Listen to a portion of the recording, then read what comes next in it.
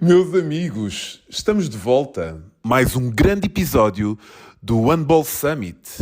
E desta vez somos, preparados? Campeões da Europa! Somos campeões da Europa, malta. Mais respeitinho com a malta Tuga, ok? Somos campeões. Com muito orgulho. Parabéns a todas as pessoas que estiveram envolvidas neste processo. E acho que devemos destacar nomes. Euclides, Rodrigo, Diana, João, Gabriel, Rui, Daniel, Pedro, Ricardo e Maria. Com as mãos com resina. Eles usam resina, não usam? Acho que sim. E depois, na baliza, Pedro Marques. E no resto da comitiva, a comandar isto tudo, o grande Danilo Ferreira, Miguel Fonseca e Daniela Faria. Muitos parabéns a todos. Muito contente e muito satisfeito. Ganhámos à França. E posso-vos dizer que na primeira parte ganhámos 6-7. Foi equilibrado. Na segunda parte perdemos 10-9. Foi equilibrado. Mas na terceira parte, meus amigos, ganhámos 0-7. Porquê é que eu me estou a rir? Porque se eu estiver a dizer alguma barbaridade, peço imensa desculpa. Mas o que interessa é que somos campeões. Somos campeões e fico muito orgulhoso disto. Um dia tenho que trazer aqui o Danilo para nos contar como é que veio parar ao mundo do handball de cadeira de rodas e este sucesso que a nossa seleção tem tido. Esta variante tem tido muitos troféus. Muito obrigado a todos por levarem o nome da nossa modalidade e do nosso país muito, muito longe. Quanto aos franceses, mais uma vez contra nós, meus amigos. Um bem-aja a todos. O Handball Summit começa agora. E sabem quem é o convidado desta semana? Não sabem. Então, mas eu meto todas as segundas-feiras um reelzinho com a fotografia da pessoa e vocês ainda não sabem. Vocês não sabem o da próxima semana, mas o desta semana já sabem e por isso é que estão aqui a ouvir. É um amigo, é de Lamego, uma zona que gosto bastante. Seu nome, Luís Machado. Tive com ele aqui uma grande conversa, uma boa conversa e vai ser partilhada agora neste episódio. Antes de mais, peço imensa desculpa pela qualidade do som, mas é mais da minha parte que estava aqui a testar uma forma de gravar do que propriamente da parte do Luís. Mas o que interessa é ouvir o que o Luís tem para nos dizer. Meus amigos, está no ar o Handball Summit. Vamos arrancar? Bora, Então, bora lá. então, olha lá, quem é que é o Luís Machado? O Luís Machado é um apaixonado por handball, é uma pessoa que vive praticamente para o handball desde 2011, apesar de já ter jogado sempre a partir de 6 anos de idade, mas foi a Tu partir. começaste a jogar aos 6 anos? Sim, uma história muito engraçada. Eu adoro futebol. eh, Na altura tinha pedido ao meu pai para ir às captações aqui do clube de Lamego, era por captações, não é como é agora. Passei na primeira captação, na segunda captação estava a chover e o meu pai não me deixou ir. Disse que eu ia ficar doente e que aquilo não era vida para mim. Pronto, não fui, fiquei triste, mas depois na primária lembro-me que recebi um flyer, nem sabia o que era handball. Fui experimentar, gostei e a partir daí fiquei sempre ligado à modalidade. Então já jogas desde escalão, sensivelmente, ou jogaste de escalão a escalão, é melhor assim. Desde os Bambis, desde Desde os os Bambis Bambis, até aos séniores? sim, apesar de nunca ter sido sénior de idade, era júnior e aos séniores, mas acho que também foi aí que tive a oportunidade de perceber realmente, apesar de não jogar muito, na altura os séniores também estavam na segunda divisão, mas tive a oportunidade de perceber realmente como é que era a modalidade e acho que foi aí que gostei mesmo, ou que aprendi a gostar mesmo da modalidade. Mas porquê que dizes isso? Porque começaste a separar no treino, de outra Eu, forma? eu, a- eu acho que foi aí que comecei a perceber porque é que eu não jogava. O que é que me faltou, o que é que eu me baldei para não ter a qualidade que os outros tinham. E na altura tinha colegas da minha idade que já jogavam nos séniores a um bom nível. Uh, Acho que nunca fui posto de parte, bem é importante, apesar de não ter a qualidade deles. Sempre me aproveitavam para alguma coisa.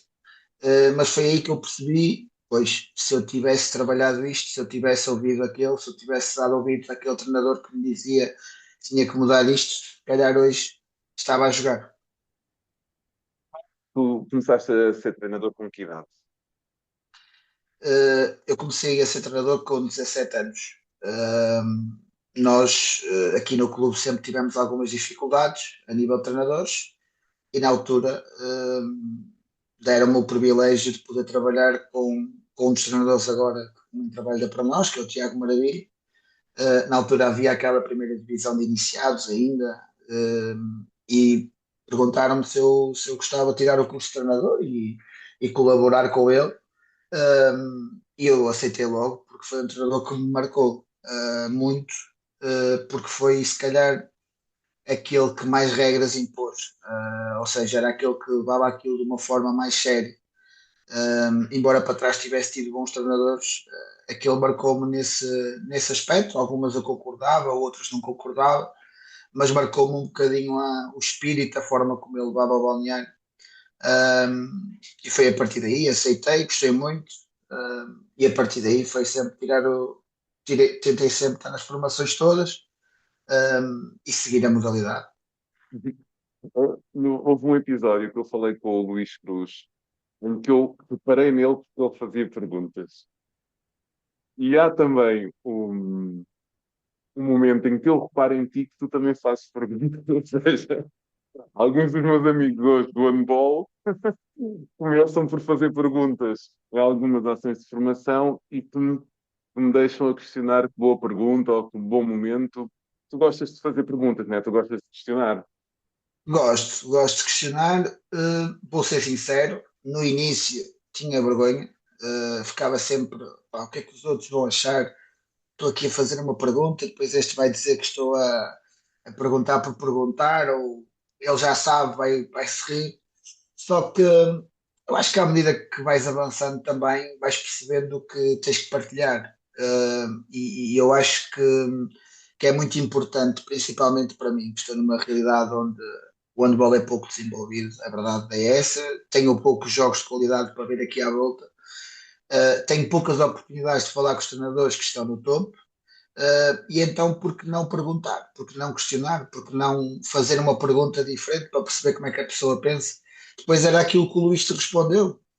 Vai concordar com alguns, vai discordar de outros, mas vai levar aquilo para a sua base de dados, como eu costumo dizer, e tentar usar no seu contexto. Eu acho que é muito isto. Voltando um bocadinho atrás, quais foram as características que achas que viram em ti para seres um possível treinador? Eu acho que a grande característica é talvez o ser humano. Eu considero-me mesmo um bom ser humano. Nesta parte não sou nada humilde. Uh, não, eu sou uma pessoa que gosta muito de olhar para os outros. Gosta muito de perceber o bem-estar dos outros. Eu acho que o desporto é um bocadinho isto. Num plantel sénior também, se calhar até mais, não é? É importante perceber os egos, como é que está o atleta, o que é que pensa, em que estado de espírito está, mas acho que na formação também. E eu comecei depois também com um projeto de base em que me fui apercebendo ao longo dos anos que o atleta pode ser bom jogador, pode ser o que for. Se não se sentir bem, se não perceber o que está ali a fazer, se calhar um dia vai abandonar.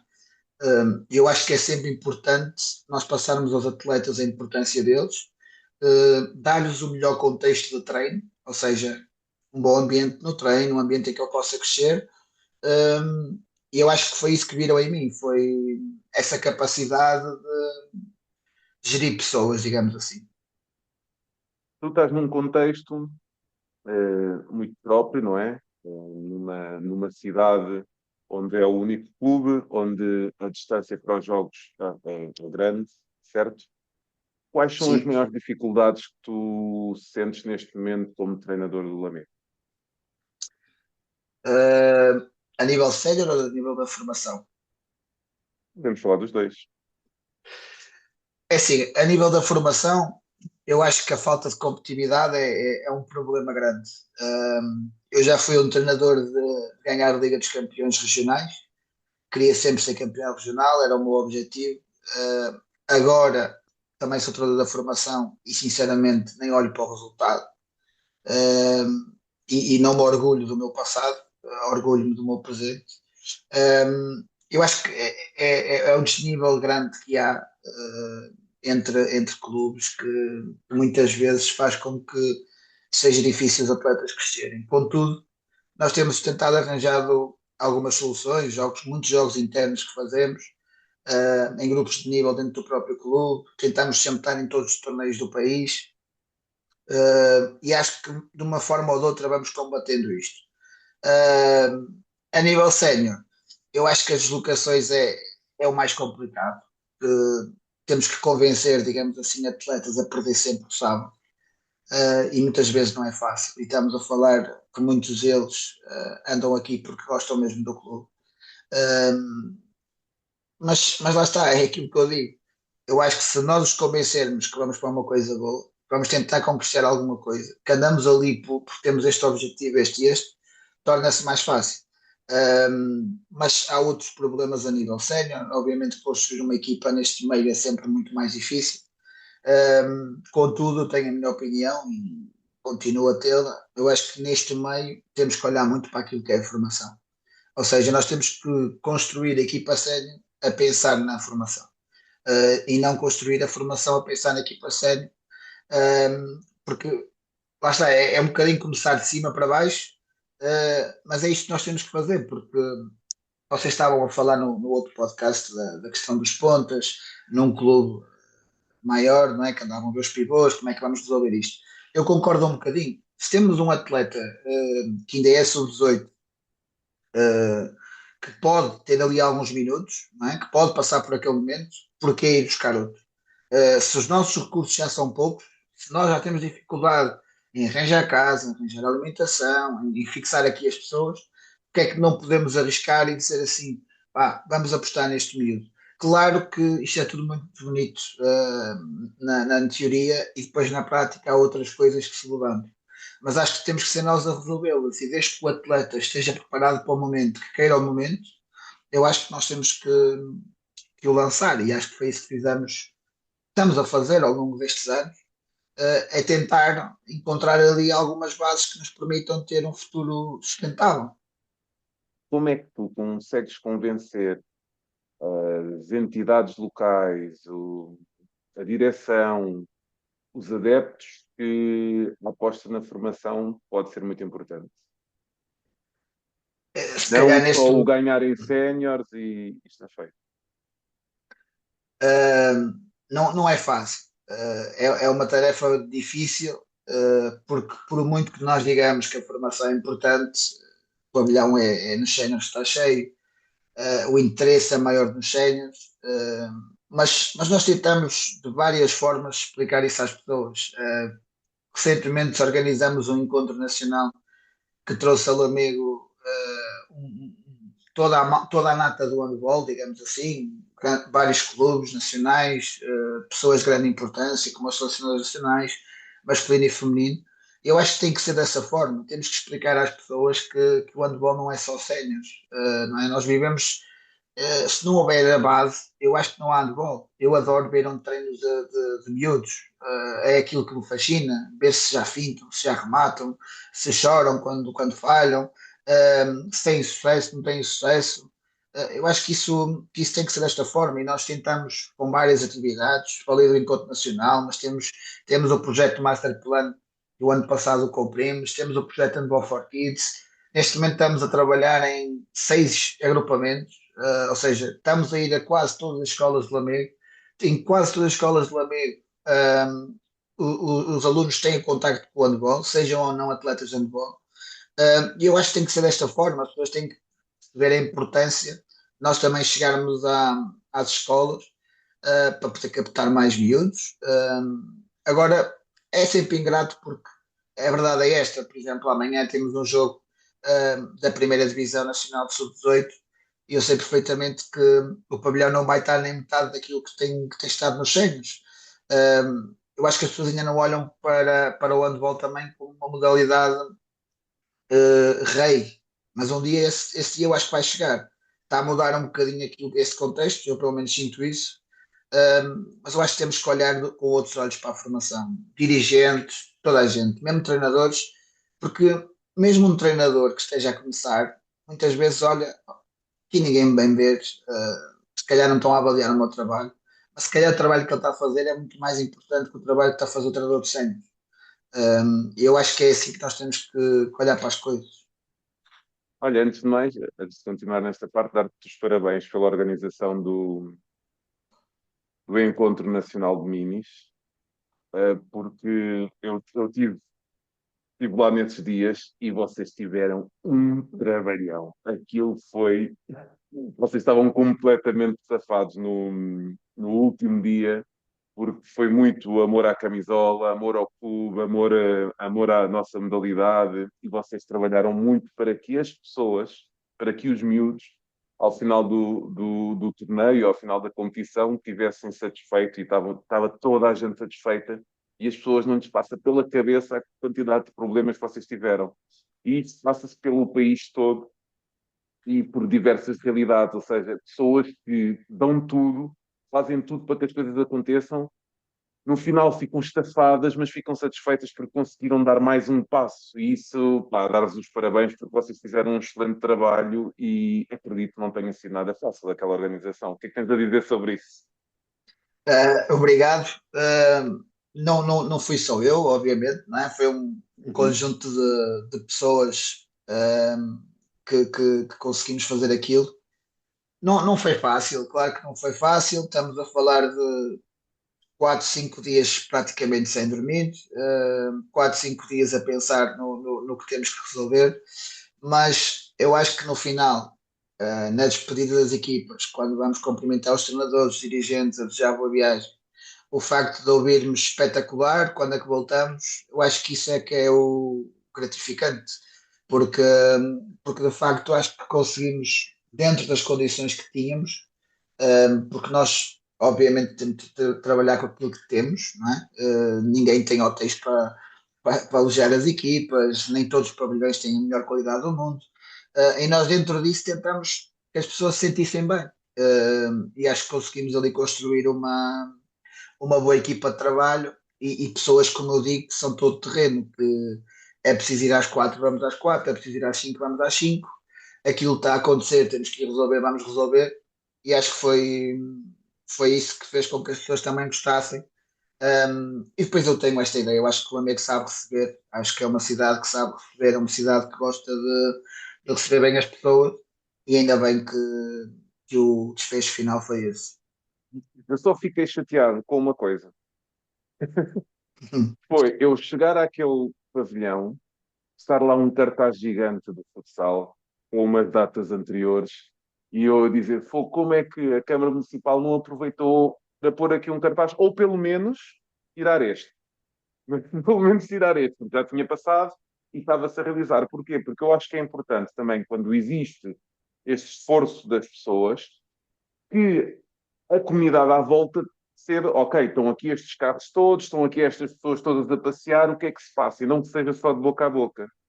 Hum, era pronto, não tens de dar opinião sobre isso, Sim, mas eu vi isso e foi uma coisa que me marcou na altura. Mas eu acho, eu, eu acho que é cultura desportiva. Tem tudo a ver um bocadinho com a cultura desportiva. O Luís estava a dizer que em França, quando se vai ao handball, é como se fosse ao teatro. Ou quando se vai ao desporto, é como se fosse assistir a uma peça. essa frase é Eu, maravilhosa, não é? é fantástico. E eu acho que ainda não vemos isto assim. Eu digo muitas vezes isto. Às vezes, a minha mulher, a minha mãe, o meu pai, é uma atividade de minis ou de bambis ou de infantis. Aí já estás com a pressa e não sei o que é eu. Aquilo é como se fosse a Liga dos Campeões. É assim que nós temos que pensar. Aquelas 2 horas que têm ali têm que ser rentabilizadas, senão não vamos lá fazer nada. Para isso fica aqui no sofá a ver a bola na televisão.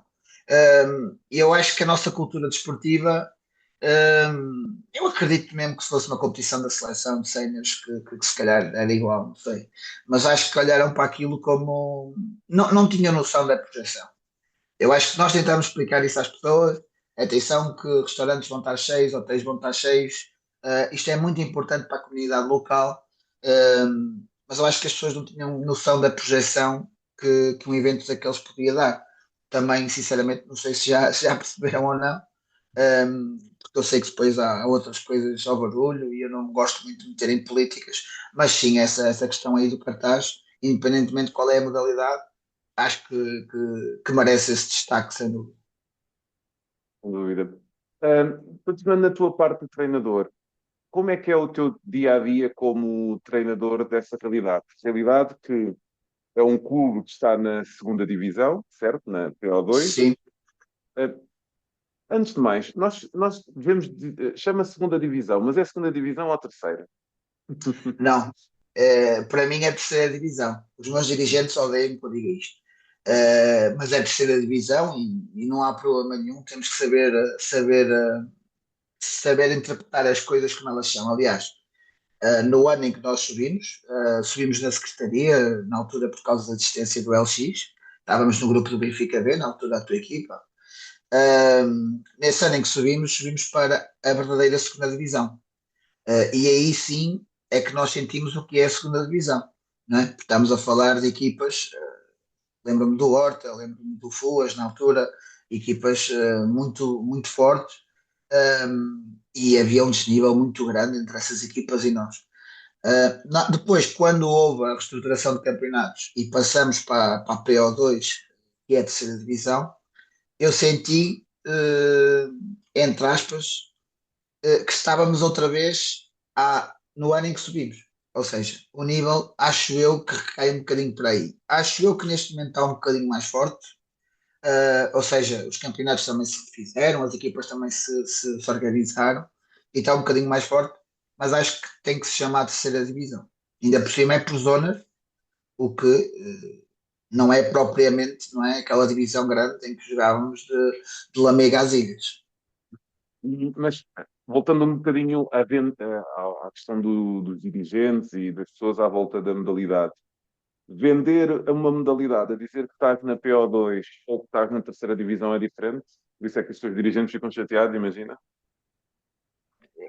Eu não sei se é por isso ou não. Eu acho que, falo do contexto do Lamego, eu acho que as pessoas não vão ver os nossos jogos porque nós estamos na segunda divisão ou estamos na terceira. Eu acho que as pessoas vão ver porque veem qualidade. É a minha opinião. Acho que as pessoas vão ver porque veem entusiasmo, veem um espetáculo. Ainda nós tentamos sempre que aquilo seja um espetáculo maior. Porque eu não olho para o jogo só para aquilo que se passa nos 40 por 20. Olho para tudo o que está relacionado com isso. O que é que nós podemos envolver? Fazemos muitas atividades antes dos jogos séniores com a base. Muitos jogos, eles entram com os séniores, os pais adoram isso, os miúdos adoram isso. E eu acho que as pessoas vão ver porque gostam, porque há entusiasmo, porque há certeza no resultado até ao fim, porque veem vontade da equipa lamecense e, acima de tudo, eu acho que isto enche muitas vezes a casa. As pessoas às vezes discordam de mim, mas eu acho que é verdade. Quantos mais atletas da formação tu tiveres, acho que mais casa cheia tem. Eu pelo menos noto isso. Principalmente este ano que jogamos num pavilhão muito grande, temos tido boas casas, e cada vez mais a classe que está lá é mais jovem.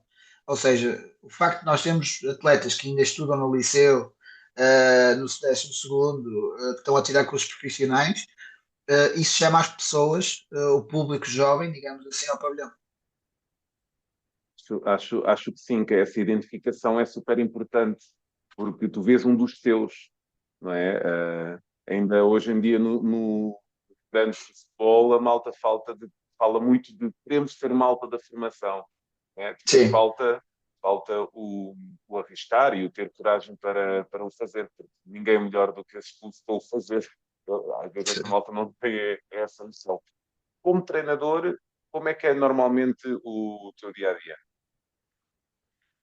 uh, é segunda a sexta andar dentro de um pavilhão, dar aulas de handball, uh, mas basicamente é dividido entre aquilo que é a formação e aquilo que é o trabalho para os séniores. trabalho sénior exige algum trabalho de vídeo. Nós analisamos as equipas, temos vídeo de todas. Por acaso acho muito interessante, os treinadores criaram um grupo e decidem pôr lá os vídeos, não é obrigatório, mas toda a gente tem colaborado nesse aspecto. Acho também importante para o crescimento de todos no handball fazer isso. A equipa da casa filma o jogo e deixa disponível. A nível sénior é muito isto. É o trabalho de vídeo, é preparar a semana. Eu não digo mediante o adversário, há uma nuance ou outra que é mediante o adversário, mas nós olhamos sempre muito mais para aquilo que nós fazemos do que os outros fazem. Mas a análise de vídeo demora sempre mais um bocadinho, é o que ocupa mais tempo, obviamente. Depois há o planeamento e há os treinos normais. Que neste momento não estamos a trabalhar como queremos, pouco tempo de treino, porque temos um pavilhão apenas disponível, mas graças a Deus, a partir do mês de dezembro, acredito que as coisas possam melhorar. Depois é a formação, que é todos os projetos que nós temos nas escolas, ou seja, o trabalho direto no terreno tem que ser feito, e aí sou eu e o outro coordenador do clube, o Tiago, que o fazemos, com a ajuda do Jorge. E depois, pronto, há os treinos que começam às 5h30 e acabam às 11 da noite. Basicamente é isso. Vocês têm o problema das distâncias nos jogos. Hum, Como é que isso é ultrapassado? Não sei se esta é a pergunta certa. Ou imagina, tu sabes que vais fazer uma viagem longa, é chato, vocês vão com carrinhas, como é que funciona esse vosso dia a dia de ir para fora? É assim, na formação, dentro do próprio distrito, temos viagens de 1h30. Para crianças, não é? Para jovens é um bocadinho complicado. Eu acho que depois, a partir ali do sub-16, sub-18, acho que já é o hábito, porque os sub-18 já estão na primeira divisão há algum tempo, portanto, de 15 em 15 dias vão para o Porto, que já começa a ser cada vez mais perto. A verdade é esta: o amigo Porto já não é assim tão longe. Quanto Um, tempo? 1h20. Uma hora e Então acho que vinte. vocês têm uma noção de longe. Pronto, para nós longe é, por Sim. exemplo, os séniores amanhã vão jogar a Nazaré. Longe é isso. Longe é ter que fazer uma viagem de 3 horas. Pronto, e sim, vamos de carrinhas. Por acaso vamos parar a meio do caminho para almoçar e temos o jantar também garantido, o que é bom. O que estás a dizer Mas, por acaso porquê? porque, por exemplo, se fosse provavelmente um jogo de campeonato, onde temos que fazer uma viagem de 2 horas, não vamos almoçar fora. Provavelmente só jantar. Depende a que horas é o jogo. Mas amanhã, como é uma viagem mais longa, tentamos sempre gerir isso da melhor forma. Temos uma sorte boa, que temos dirigentes que calculam isto com o tempo. Temos dirigentes que pensam neste tipo de coisas ao pormenor, onde é que vamos almoçar naquele dia, que carrinhas é que temos disponíveis, e isso ajuda-nos a planear as coisas. Agora, a maior parte dos transportes do clube são feitos com as viaturas próprias, que já têm muitos quilómetros, desde a época em que nos calhou o Benfica B, o LX. Nós íamos para Lisboa de carrinhas, não é? E é o que tem que ser, porque é a política do clube. São formas de funcionar. E depois, vocês neste momento, ao dia de hoje, que falamos, estão em primeiro lugar na vossa zona, né? Falando mais propriamente do campeonato e da vossa zona. Já vão uns jogos valentes, certo? Quantos jogos é que já fizeram? 6 jogos. Cerca de 6 jogos, exatamente. Hum, Quais achas que são os aspectos positivos do Lamego e os menos positivos para se encontrarem neste momento no primeiro lugar? Eu acho que o aspecto mais positivo é que eu este ano não consigo dizer qual é o atleta que falta mais, porque sinceramente, tirando algumas lesões, tenho tido sempre toda a gente. Portanto, é por isso é que ainda não me ouviram a dizer aquelas desculpas, e esta semana é queima, esta semana não sei o quê, pronto, já não dá. Neste momento, sinceramente, não consigo dizer este atleta é aquele que está menos focado, que não vem, que não sei o quê. Tem um grupo curto este ano, mas é um grupo que está quase sempre presente. Esse acho que é o aspecto mais importante. Depois, outro aspecto importante é que a equipa praticamente não mexeu. Nós recebemos atletas sub-18 que tinham o mesmo modelo de jogo, tinham a mesma forma de jogar que os séniores, podia mudar uma nuance ou outra, mas o treinador adjunto dos séniores era o treinador de sub-18, sempre em contacto comigo, portanto, um, muitas parecências no modelo de jogo, o que facilita o facto de eles virem este ano, facilita-lhes um bocadinho já conhecer o que estamos a trabalhar. E depois outro aspecto é a questão, pronto, mudamos pouco, os atletas já se conhecem, há coisas que já vêm de trás, não estamos a meter muita coisa nova. As dinâmicas de equipas, aquecimentos, isso já está tudo muito mais articulado. E mudamos uma coisa, nós treinadores, que acho que estávamos errados, mudamos uma coisa no nosso processo que foi a rentabilização ao máximo do treino. Desculpa? Nós rentabilizamos ao máximo o treino. Ou seja, neste momento, o pavilhão onde estamos a treinar tem uma sala à parte, uma sala enorme de aquecimento. Nós praticamente não aquecemos no campo. Nós vamos para essa sala, ou trabalho de vídeo, ou estamos nessa sala. E chegamos ao campo, siga, o treino tem 1 hora e meia, mas é 1 hora e meia que nós sabemos que estamos ali a rentabilizar ao máximo, para podermos ter mais tempo para preparar aquilo que é o jogo. Eu acho que esses são os grandes objetivos. E depois, o último, que acho que temos sempre, é a vontade de fazer mais. Acho que temos tido muita vontade. Ainda no último jogo entramos muito mal a perder 7-2, e de um momento para o outro vai ali uma vontade incrível de ganhar bolas e começamos a festejar quando ganhamos uma atacante, começamos a festejar quando sacamos um zague. Isso para mim é o espírito que é importante numa equipe, porque galvaniza sempre mais um bocadinho, e acho que tem sido um bocadinho isso. E como é que tu olhas para os restantes adversários? O nível, tu há pouco já disseste que melhorou, correto? Mas o que é que destacas na vossa zona? Ou mesmo na segunda divisão? Eu acho que é assim, nós mudamos de fase. O ano passado tivemos a fase do Porto, este ano estamos na fase outra vez do centro, digamos assim. Eu acho que tanto numa como noutra há sempre ali umas nuances interessantes, que é, há 4 equipas que de facto são muito fortes, que estão sempre a lutar para ir à fase final, e depois há ali um grupo intermédio e há um grupo um bocadinho mais fraco. Se bem que eu sou da opinião que um jogo menos conseguido podes perder com qualquer um. Não podemos facilitar, nem podemos pensar que vamos sempre ganhar só porque aquele é o último e tu és o primeiro. Isso não faz muito sentido pensar assim. Eu acho que a base tem sido essa, tanto num campeonato como outro. Ano passado, 4 equipas fortes, em que tiraram pontos uma à outra. Este ano a tendência está a ser mais ou menos igual. Tens ali Albica Estrense, Tarreja, Lamego, Jubilis, que são as equipas que eu considero mais fortes.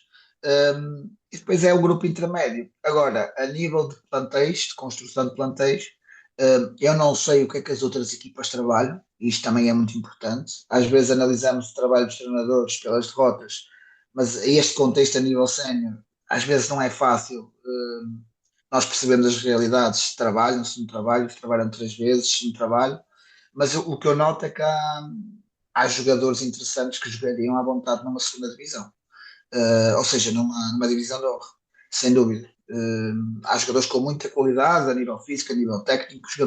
Há jogadores nesta divisão que já jogaram na primeira, portanto, estamos a falar de facto de jogadores com qualidade e que eu tenho a certeza que numa divisão de honra também seriam boas apostas. E há uns anitos, dois, três, um treinador na divisão de honra disse-me que, na sequência disso que estás a dizer, que alguns jogadores da divisão de honra iam deixar de querer jogar na divisão de honra porque tinham viagens muito longas. E então iam preferir ficar numa PO2, numa segunda divisão, porque iriam ter menos viagens. Isso tem muito a ver com não se pagar como deve ser, não é? Porque se tu conseguires distribuir Claro. uma melhor forma aos atletas, os atletas vão estar mais satisfeitos e não vão estar tão preocupados com este tipo de viagens. Achas que é um bocadinho por isso? Sim, sem dúvida. é muito por isso. Claro que Ou seja, neste momento nós temos clubes, desculpa, temos clubes numa divisão de honra que não pagam a atletas, que ou sim, pagam mal, ou pagam muito mal a treinadores. Se calhar numa primeira divisão também, em clubes mais abaixo, isso também pode acontecer. Achas que tem a sim, ver com isso? tem tudo a ver com isso. Eu chamo muitas vezes, às vezes vejo certos comentários de malta a dizer que há petróleo naquele clube ou naquele. Tomáramos nós que houvesse petróleo em todos. Eu acho que as pessoas não têm noção disto. Tomáramos nós que o Lamego tivesse petróleo, que o Tarouca tivesse petróleo, que o Moimenta tivesse petróleo, e andávamos todos aqui a lutar uns contra os outros, pronto, e éramos todos muito mais fortes. A verdade é esta: eu ia crescer, o outro ia crescer, toda a gente ia crescer mais. Eu acho que esse é o grande problema. É o grande problema da modalidade. Eu vejo isto pela nossa divisão e penso um bocadinho nisso que é. Nós temos jogos às 9 da noite, por exemplo, no Cismaria. Estamos a falar de uma viagem de 2 horas e meia. Eu digo isto muitas vezes ao meu presidente, que é, e aqui não é deixar de ser humilde, é a realidade. Se eu não conseguisse, os 16 que levo na convocatória, se eu não conseguisse dar-lhes uma motivação para aquele dia, ou porque lhes vou dar o resultado, ou porque vamos para a noite a seguir ao jogo, como é que eu ia dizer, malta, vamos fazer uma viagem de 2 horas e meia, vocês vão ter que dizer às vossas mulheres, namoradas, opá, que hoje não dá, porque entretanto vamos chegar às 4 da manhã a casa, não é? Porque temos que ir jantar e não sei o quê. Pá, mas ainda temos um problema pior que este para resolver, é que temos que ganhar o jogo. Como é que se gera isto? Ou seja, eu acho que tem que ser pessoas que conheçam a realidade, pessoas que conheçam o contexto, e tem sido muito assim. Basicamente é isto. Ou seja, nós temos que ir para ali como se fosse uma festa. Durante aquela hora de jogo, temos que estar ali como se fosse a última coisa a fazer. E depois vem o resto, não é? Porque depois há outras coisas que a malta não sabe, mas temos atletas que não são de Lamega, é preciso levá-los a casa. Àquela hora provavelmente não há transportes, mais alguém vai ter que fazer mais 50 quilómetros, mais 30. Ou seja, eu acho que esta motivação é tentar passar às pessoas, malta, nós andamos aqui com objetivos, e às vezes as pessoas olham para os objetivos e ir à fase final. Não tem que ser esse. Não tem que ser esse. Pode ser o objetivo de sermos felizes a fazer aquilo que estamos a fazer. E eu acho que é isto que nós tentamos passar, nós, equipa técnica, tentamos passar para os atletas, com exemplos, e damos vários exemplos de primeira divisão, de segunda, embora às vezes exemplos de primeira divisão corram mal, porque eles dizem logo, depois, mas os da primeira divisão são pagos para isso, são profissionais, não andam o dia todo a cartar mercadoria e à noite vão trabalhar, não andam o dia todo nas obras e à noite vão treinar, e nós tentamos passar-lhes isto, mas não és feliz no que estás a fazer. E eu acho que isso é o mais importante, que é manter as pessoas felizes.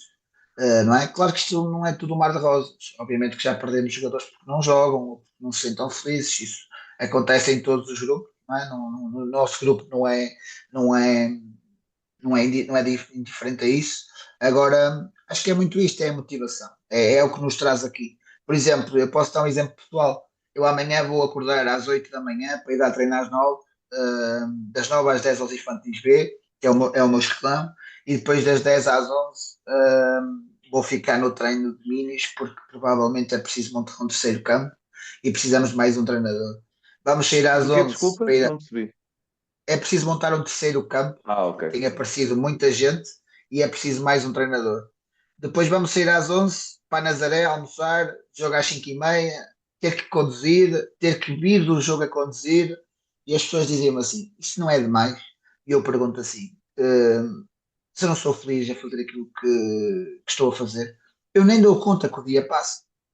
Eu nem dou conta que o dia passa. O dia começa, pá, custa, porque hoje o treino acaba às 11, falei, não falar 11h30, dormi pouco. Se custa, custa. Chegas ao final do dia, até perdemos nos séniores. Mas quantas pessoas fiz feliz de manhã? Quantos miúdos se riram porque eu estive no treino? O que é que eu fiz rentabilizar aquele miúdo? E é assim que eu penso, porque é assim que eu penso, e atenção, não só sou eu, porque há mais gente que está neste registro e que faz este esforço, pelo Handball Clube Lamego e pelos clubes que certamente há no handball. Eu acho que é assim que temos que pensar, porque de outra forma não, as coisas não iam resultar. Vocês fizeram uma coisa interessante, agora não me lembro qual era o escalão, mas eram os mais baixos. Hum, Fazerem um campeonato próprio, vosso. Sim, Pode explicar um bocadinho? ainda estamos a fazer isso. Pronto, o que aconteceu aqui nos últimos 2 anos foi que nós na base recebemos muitos miúdos. E quando digo muitos miúdos, nós estamos a falar de um universo de 100 miúdos, entre manitas, bambis, minis. O que é que isto implica? Sempre que íamos para um jogo, seja de minis, bambis, manitas, era o aluguel de autocarro. Vocês sabem que está tudo muito caro. As viagens aqui no distrito são longas, ou seja, horas do motorista ainda ficavam mais caras. Então decidimos fazer um campeonato interno. Aproveitamos um bocadinho o facto de termos alguns polos aqui à volta, alguns centros escolares que nós vamos que não são propriamente de Lamego, eles treinam lá e os de Lamego treinam em Lamego, e aproveitamos e fizemos um campeonato interno que no ano passado fizemos 14 festantes, 14 atividades, incluindo um mega festão de Natal, onde convidamos equipas aqui à volta. E este ano a nossa ideia é convidar sempre uma equipa aqui à volta. E pronto, e basicamente era isso. Não dividimos vertente masculina e feminina, era tudo misto. Dividíamos era por nível os atletas e jogavam. Basicamente era isto. Rentabilizávamos 3 horas de trabalho sempre ao domingo, um, em que na nossa cabeça, enquanto treinadores, aquilo era muito mais um treino do que um jogo. Na cabeça dos miúdos era um jogo que os motivava. Tínhamos sempre alusivo a essa atividade a temática, ou seja, podia ser Carnaval, podia ser o Halloween, podia ser o Natal. Tivemos uma atividade até que foi, pedimos a colaboração da Federação, estava cá a mascote da Federação, não sei o quê, pronto, foi incrível para os miúdos. E tentámos levar assim os atletas. Mas atenção que isto tem prós e contras. Nós já estivemos a pensar sobre isto. Não estamos a habituar os pais a sair do Lamego, que é uma coisa má, porque depois eles passam para sub-14 e já há o jogo de 15 em 15 dias fora. Mas pronto, estamos este ano a tentar melhorar essa parte. Tentamos nessa parte também formar árbitros, que é um problema também que nos temos deparado, ou seja, esses jogos basicamente como não contam para nada. Temos sempre miúdos da formação a apitar, sub-16, sub-18, sub-14, aqueles que mostram interesse em querer ser árbitros, e é por aí que nós queremos andar neste projeto. Vindo um bocadinho nos escalões, ou melhor, vocês tiveram algum retorno em termos de miúdos a ficar nos escalões de cima? Dizes que tiveram cerca de 100 miúdos. Já conseguiram perceber o retorno que têm para cima ou ainda não? Este projeto ainda não tem. Não, ainda não tem muito. Já temos assim, nós quando começamos este projeto, também interessa dizer uma coisa importante. Nós quando iniciamos este projeto, os nossos sub-18 e sub-16 estavam pouco alimentados. Muito pouca gente de geração. Não é vergonha nenhuma dizer isto, foi um problema do clube e o culpado máximo sou eu que era o coordenador. Nós neste momento temos 7 sub-18 só de idade. Nós estamos a Nem competir foi na a falar primeira a seguir. divisão. Nós estamos a competir na primeira divisão e temos 7 sub-18 de idade.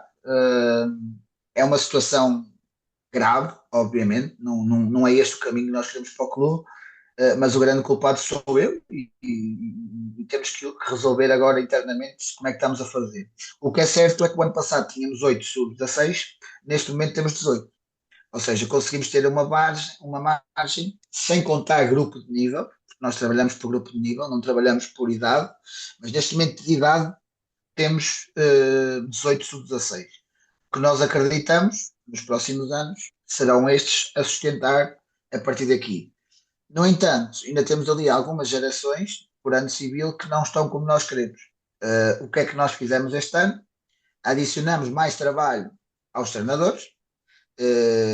Neste caso, eu, o Tiago e o Jorge vamos ter aqui uma missão interessante. Como nós não tínhamos nada que fazer, a partir de segunda-feira vamos ao sétimo, oitavo e nono da Escola da Sé. Foi uma escola que nos abriu as portas completamente espetacular, a mentalidade basicamente o que vamos fazer é uma demonstração da modalidade na aula de educação física. Uh, Vamos a todas as turmas, não será tudo de uma vez, porque a escola apenas tem um pavilhão e depois, quando houver a rotação da modalidade que estão a dar, é que nós vamos lá. Mas a ideia é um bocadinho ir por aqui e aí sim ir de encontro àquilo que tu e o Luís estavam a falar.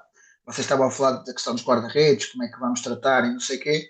Nós também é um bocadinho por aqui, mas indo à escola, ou seja, a nossa base de dados, não é? É onde estão os miúdos. Se vão gostar, se não vão gostar, se bem, se não bem, não sei. Temos que ser nós tentar convencê-los também a vir. Uma coisa é certa, se não formos lá, eles não vêm. Se nós formos lá e eles não vierem, pronto, tentamos. Eu, quando estou a vender esta história, essas histórias das captações, eu digo muito: se vier um já é positivo. Porque eu acredito que nós vamos conseguir. Sim, Se vier um, sim. já é muito positivo. E acho que é uma excelente iniciativa. E acho que o grande objetivo deste podcast é a partilha, né? E a partilha da realidade. E estás a contar-nos da tua realidade. E isso é super importante, ver os desafios que vocês vão tendo. Há outro Claro. desafio que vocês também têm muito grande, quando ele cresce um bocadinho mais, que é as universidades, certo? Quando eles vão para fora. E eles depois regressam. Alguns regressam. Eh, a questão é que deixam de ter relação com a modalidade. Eh, e tu sabes muito bem que um atleta que acaba a formação, está ali 2, 3 anos sem jogar, depois quando vem poderá demorar algum tempo a entrar no ritmo. Eu acho que esse problema já se viveu mais. Esse era um problema que há 5 anos atrás, 4 anos atrás, eu acho que era mesmo mau, porque ia toda a gente. Neste momento, a UTAD, que é a Vila Real, já começa a ter cursos de maiores. Ainda agora vi uma notícia esta semana que foi aprovado a questão da medicina em Vila Real. E eu acho que isto está-nos a sustentar melhor a equipa sénior, porque há muita gente que está a estar em Vila Real e que consegue vir a Lamego treinar. Estamos a falar de uma viagem de 25 minutos. Isso facilita-nos um bocadinho a vida, mas quem é bom aluno, posso-vos dar um exemplo, sem nomear nomes, nós temos um atleta no clube referenciado que se calhar podia já jogar nos séniores se o sub-18 não tivessem só 7 sub-18, mas provavelmente com as notas que tem, a ideia dele é Porto Lisboa, ou seja, está na nossa base de dados, mas está com aquele ponto de interrogação, o que é que será do futuro? Mas eu acho que o importante é preparar também o presente. E muitas vezes queremos olhar para a frente, mas não temos o presente preparado. E neste momento acho eu que as coisas estão a,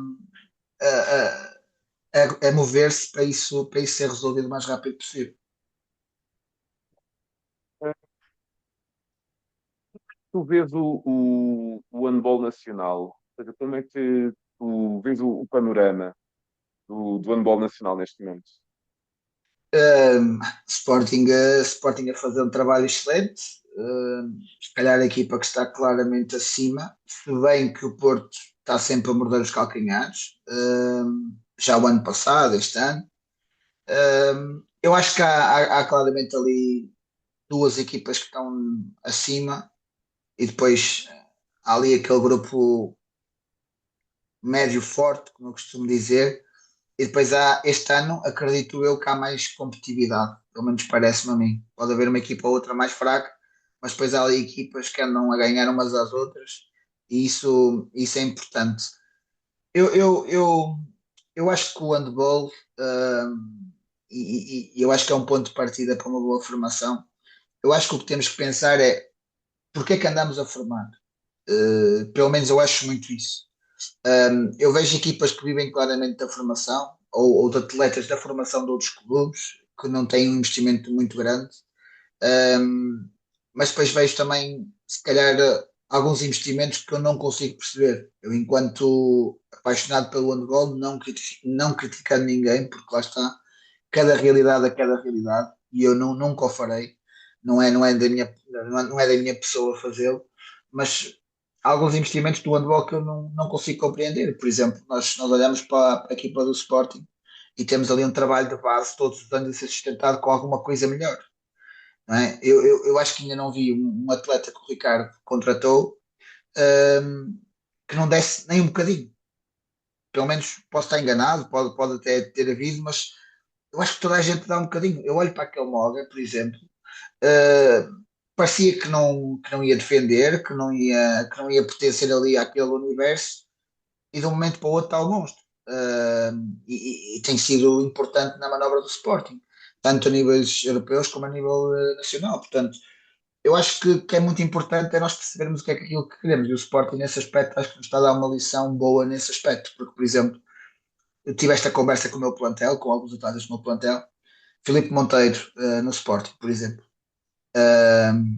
Tive um atleta que se virou para mim, eu não ia, porque eu no ABC ia jogar, no Sporting não vou jogar. E eu, pá, tu duvidas que ele vai calçar no Sporting? Tu duvidas que ele está lá, não, vai acontecer como o André José, não sei o quê. O André José teve azar que teve uma lesão. Aposto contigo que vai calçar. Pronto, já está calçado. Eu acho que é esta sustentabilidade que nós precisamos de ter mais nas equipas, em todo lado. Claro que os grandes têm mais facilidade, os pequenos terão sempre mais dificuldade. Mas eu acho que falta-nos um bocadinho isto, projeto. Pensar a curto prazo, mas também preparar um bocadinho aquilo que é o futuro. Nesse aspecto, acho que as pessoas têm muita dificuldade em perceber as suas realidades. E às vezes nós achamos que somos uma coisa e não o somos. Ou achamos que temos que ser algo e não temos que ser, por causa do nome, por causa da realidade, e seja lá o que for. E depois, não conseguimos perceber bem onde é que devemos andar. E é preciso muita coragem. Eu acho que é isto a palavra. Coragem para arriscar e para analisar também, porque tu dizias há pouco que da questão dos sub-18 terem poucos atletas e assumias essa parte. É importante assumir. Não é? Nós treinadores, nós pessoas do clube do handball que estamos no terreno, é importante. Há pessoas que colocam os erros nos outros e fica muito mais fácil e está ultrapassado. Eu dizia isto esta semana aqui aos treinadores. Que, há duas atletas que não têm vindo de treinar e tudo mais, e eu fazia-lhes, porque também não lhes dá isto, não lhes diz isto, dá-lhes liberdade, seja lá o que for, e eu dizia da nossa parte, o que é que nós temos de fazer? Ou seja, percebermos a nossa realidade, porque é muito mais fácil mandarmos para o outro. E a Claro, responsabilidade está no outro, está na mãe, está no que elas quiserem. Só que os treinos são competitivos, os treinos são divertidos, é um bom momento em que elas vêm cá passar. Elas não têm a responsabilidade fora, mas têm responsabilidade no handball. Há aqui uma série de coisas. E depois, nesse projeto que falávamos há pouco, acho que é importante a malta reconhecer que às vezes as coisas não estão bem. Tu tens que mudar qualquer coisa para poderes lutar de igual para igual com os outros. E se calhar até pode demorar algum tempo. E nem toda a gente tem essa coragem. Eu acho que nesse aspecto o Sporting teve essa coragem, sem dúvida. Deu um passo atrás, mas a seguir um passo muito grande para a frente. Era aquilo que o Luís sabia, nós sabíamos que aquilo mais tarde ou mais cedo ia dar. E é uhum, preciso, pá, parabéns a quem teve essa visão e essa coragem para arriscar. E acho que falta mais projetos destes. E não têm que ser iguais. As coisas não têm que funcionar da mesma forma. claro. Têm é que ser, têm é que ser pensadas e com um objetivo. E perceber que quando existem mudanças, nem sempre as coisas correm bem de início. Sim, Não é? sabes que nós estamos a viver um bocadinho, mesmo a minha mentalidade enquanto treinador mudou muito, desde que o Rui Carvalho esteve cá. O Rui foi, na minha opinião, o treinador que veio, foi um treinador de Guimarães, que esteve no Lamego 2 anos, e acho que ele arrumou a casa. Acho que ele foi uma pessoa com visão que chegou aqui e disse: se queremos isto daqui a 3 anos, é preciso isto, isto, isto. E o que é certo é que muitas coisas aconteceram, já ele não estava no clube, mas de facto muitas ideias e muitas formas de pensar foi ele que as deixou. E nós pegamos, seguimos, concordamos na altura, outras, lá está, demoraram mais um bocadinho e nós se calhar, mas depois lá apareceram. Eu acho que é muito isso que falta também. E acho que continuo a achar que cada realidade é uma realidade. Há muita gente aqui em Lamego que se calhar não percebe nada de desporto que me pergunta quando é que eu vou para o Porto, para o Benfica ou para o Sporting. E eu digo sempre que eu nunca saí do meu contexto, nunca saí desta realidade. Como é que vocês estão a dizer isso? Como é que alguém pode pensar nisto se eu nunca saí da minha zona de conforto? Ahm, não é? E eu muitas vezes aqui criticava, agora já não, felizmente tenho treinador para falar sobre isso, mas eu muitas vezes perdia, e estamos a falar de jogos da formação, sobre 18, 16, e eu olhava para o lado e eu, mas e agora quem é que me corrige? Com quem é que eu vou falar? Tipo, a quem é que eu vou perguntar o que fazer, o que melhorar? E aqui ainda sinto um bocadinho isso, se bem que está diferente agora, ok? Nós temos um grupo de treinadores interessado com qualidade para opinar sobre isto, sobre aquilo, mas é a minha zona de conforto, não é? Eu acho que nós também temos que aprender a sair da nossa zona de conforto. Eu ainda não o fiz nenhuma vez, estive sempre aqui, mas também a ver as coisas como elas são, e depende sempre de contexto. Eu tenho a certeza que noutro contexto não podia se calhar ser como sou no Lamego. Tinha que me adaptar. E achas que estás preparado para essa adaptação? Sinceramente, eu nunca pensei muito nisso. Até acredito que o meu futuro possa passar mais por cá do que sair. Mas eu sou uma pessoa de desafios. E se um dia, por algum motivo, tiver essa oportunidade ou confiar mesmo naquele projeto, eu tenho a certeza que tenho as condições para me adaptar. Tenho a certeza que me conseguiria mudar. O que é que tu dirias ao Puto Machado quando estava a começar a ser treinador? Quais eram as principais palavras que dirias a esse puto hoje em dia? Eh, que tinha que mudar muita coisa se queria ter sucesso. Uma das coisas era não ter medo dos atletas, que eu tinha medo dos atletas. Porquê que Uh, é ter medo dos atletas? tinha 17 anos, não é? Era adjunto, alguns treinos tinha que ser eu a dar.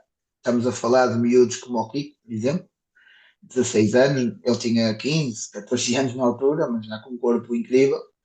Eu era aquele tipo de treinador que se calhar no início, claro, tinha medo. Ou seja, eu não ia corrigir aquele porque tinha medo da reação dele, não queria que ele ficasse chateado, não era medo que ele me batesse, mas não queria que ele ficasse chateado.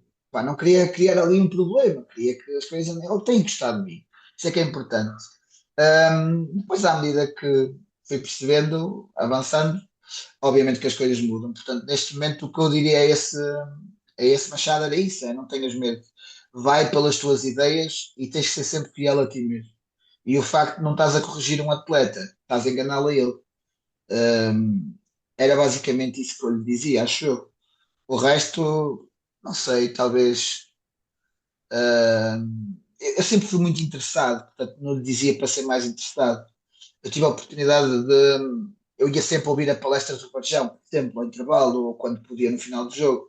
E não jogava, lá está. Eu ia ouvir porque gostava de ouvir, da forma como os treinadores tratam os atletas, que aqui iam corrigir. Sempre gostei disso, portanto, ser dedicado, acho que não era por aí, acho que era mesmo aquela mensagem. Só que essa parte de não ter medo é mesmo muito importante. Eu também lembro tanto quando comecei, não é? Que era adjunto, e fui adjunto várias vezes. Aliás, eu dizia que eu era o melhor adjunto do mundo. Eu tinha esse pensamento.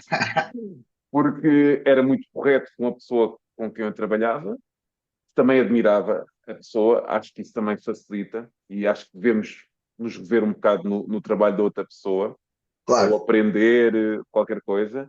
Mas eu também tinha esse medo de falar com alguns atletas, ou por proximidade da idade, ou, por exemplo, noutro contexto, quando eu estive no Belenenses, como adjunto nos Júniores, metade da equipa era da seleção nacional. Eu vinha de um contexto do outro lado do Rio. E o que é que eu vou dizer a esta malta, não é? O que é que eu vou falar com eles? E é houve uma isso. vez que o Pedro Alvarez, que me levou para o Belenenses, faltou porque estava doente e fui eu que tive que dar o treino. E aquilo, eu tremia por todo o lado. Eu estava mesmo a tremer por todo o lado e a pessoa que falhou nesse dia era a pessoa que menos podia falhar, que era o capitão na altura. Ou porque viu uma altura para poder estar mais à vontade, não sei, qualquer coisa. Então, e foi a ele que eu mandei embora. Era uma coisa inédita. Ou ele, ou eu a partir daí aprendi. Ou ele, ou eu. Não é? Claro. que me impor aqui porque isto vai acontecer mais vezes, é uma coisa que eu gosto. Mas essa questão do medo, é verdade, tu não estás a ser correto com o atleta, não estás a ser verdadeiro, e também sou apologista que nós temos sempre qualquer coisa a dizer. O treinador tem sempre qualquer coisa a dizer. Nem que seja aos pés, nem que seja a cintura, nem que seja ao remate, temos sempre qualquer coisa a dizer. Ou seja, aquele treinador que não tem nada a dizer, tem que pensar. Nós não devemos dizer sempre, ok, pode passar por aí, mas nós temos sempre qualquer coisa a dizer. Sim, mas sabes que eu acho interessante. Imagina, eu agora estou na bancada a ver um treino dos nossos treinadores e às vezes eles no final vêm, está certo, está. Eu, tá, meu, foste tu que disseste, siga. E antes eu tive sempre quem me dissesse isso. E achei sempre interessante. Tiago Oliveira, por exemplo, o próprio Tiago Maravilha, João Araújo, segue, vai, não andes aqui a ver se eu estou a gostar ou não, anda, depois falamos. E eu acho que isso também falta muito agora aos treinadores, porque muitas vezes estão a ver, será que está a gostar, será que disse bem? Pá, não vamos sempre dizer bem.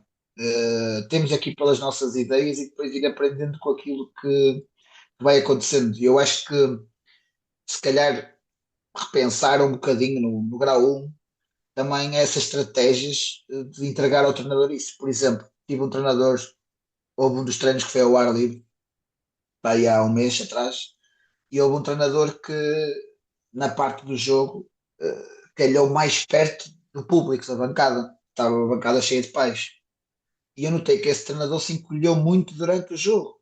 O feedback era sempre costas para a bancada e não sei o quê. E no final voltei com ele, já o conheço também há muitos anos, porque foi meu atleta, é meu atleta. Estavas com vergonha. E ele, como é que sabe? Porque eu também já passei por isso. E sei que estavam ali os pais e que estavas com vergonha, meu, de falar, depois são muitas pessoas a questionar. Isto faz parte do teu crescimento. E eu acho que nós, treinadores, eu tive a sorte sempre ter pessoas que nunca me deitaram abaixo, sempre me deram a mão, sempre me disseram vai, vai. Se calhar muitas vezes eu estava errado, mas disseram vai por aí, anda, siga. Se calhar quiseram que eu fosse mesmo contra aquilo para eu aprender que não podia ir. E eu acho que também é importante dar essa liberdade do treinador errar, mas ao mesmo tempo ter ali alguém que possa dar um conselho ao outro. É aquilo que vocês estavam a falar. Eu gostei bué do teu podcast com o Luís porque acho mesmo genuíno. Acho que foi aquela conversa mesmo genuína de vocês estavam a falar da questão dos pontas, dos pivôs, como é que vão descobrir isto, como é que vão descobrir aquilo. E eu acho que na questão dos treinadores é um bocadinho igual. Nós não estamos sempre certos. Não é? Nós não estamos sempre certos. Tu já jogaste contra mim, és melhor do que eu só porque me ganhaste as 2 vezes, não é? Eu vou dizer logo que foi os árbitros. Não, estou a brincar. Estou a brincar. Mas nós não estamos sempre certos, cada um tem as suas opções, a sua realidade naquele momento. Olha, eu lembro perfeitamente no jogo em Lisboa, lancei o Paiva, um atleta meu, que joga de óculos, num momento do jogo crítico. Está o jogo ali empatado e eu lancei o puto e passado 3 minutos tirei. Teve mal, entrou mal, muito mal, deu os golos e não sei o quê. Final do jogo, em conversa com o grupo, aquela entrada, e na altura o Jorge até me disse: tu perdes o jogo aí, não é? Hoje, se calhar, é dos jogadores mais importantes que tem. Será que esses 3 minutos não foram importantes? Sem Ou dúvida. seja, eu acho que é importante também pensarmos um bocadinho assim e darmos confiança à malta. Desde que a malta queira aprender, que seja interessada, acho que temos que ser assim. Pronto. Luís, olha, gostei muito desta conversa. Eu também gostei. Os podcasts não podem ser muito longos, senão as pessoas não ouvem, senão nós ficamos aqui muito mais tempo a falar. Obrigadão pela conversa e vamos falando. E obrigado por teres aceito o convite e és um exemplo para muitos treinadores, porque não é uma realidade nada fácil e vocês conseguem tornar as coisas muito mais fáceis. Porque são muito interessados, dois, porque sabem receber e é uma realidade, e a terceira não sei, mas um dia que for a Lamego logo É verdade, é verdade. Obrigadão então. Obrigado, Vamos Gonçalo. falando. Obrigado. Um abraço. Obrigado. E aí, então, gostaram deste episódio? Eu gostei. Obrigado, Luís, por teres partilhado connosco as tuas experiências, as tuas vivências e a tua forma de ver handball. Não é fácil, meus amigos, não é fácil viver para o handball numa zona como Lamego, no interior de Portugal. Temos que pensar também nesta malta, certo? Que todos os dias tem dificuldades acrescidas, que, por exemplo, a malta de Lisboa não tem, que, por exemplo, a malta do Porto não tem, e teremos outras zonas do país que também têm dificuldades. Temos que criar mais clubes, temos que ajudar estes clubes, sem dúvida, que são muito importantes para desenvolver a nossa modalidade. Bem, e na próxima semana, meus amigos, quem é o convidado? Não sabem. O convidado da próxima semana é jogador da seleção nacional. Vocês já viram bem este podcast? Este podcast está muito bom.